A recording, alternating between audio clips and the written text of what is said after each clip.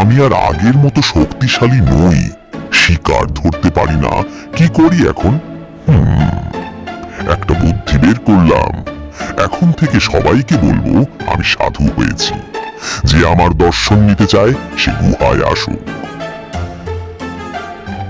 হে বনের প্রাণীরা, আমি এখন সাধু হয়েছি, এসো আমার দর্শন নাও।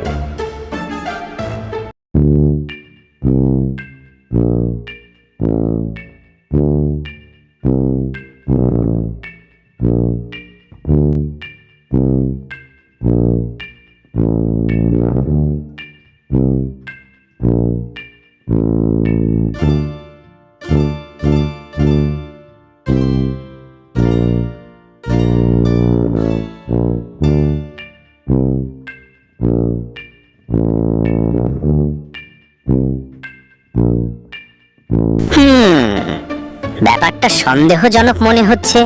দেখি তো গুহার আশপাশে কি আছে।